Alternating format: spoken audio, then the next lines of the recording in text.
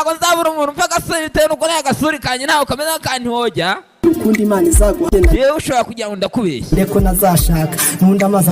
utazajya ngo ngiye sinzashaka umugore mwiza unakurenza kubwiye ngo winyoguye amazi yakubwiye ngo unyogura avuga ngo inkaraba ntako nangira ufite humura aravuga ati nta ngiro mfite sinzapfa nanjye ntabwo nzapfa nkweto iburi yayo nta nkweto iburi yayo utazajya ngo igikweto cye cyaba gihengamiye ijana kiba gifite icyacyo cyahengamiye ku ruhande ariko byose biba ari ibikweto urumva sinzabura undi upfa agasoni ntabwo uzabura umuntu upfa agasoni utazagira ngo ngiye mu isi ndi jyenyine wa musenzi babakuye mu mbavu zacu ntabwo badukuye mu mbavu zanyu ko nanjye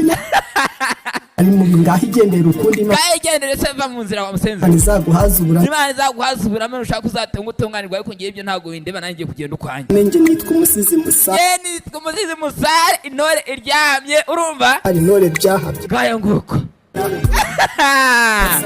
Rock Sound Record ciao ciao tangira na urongo tani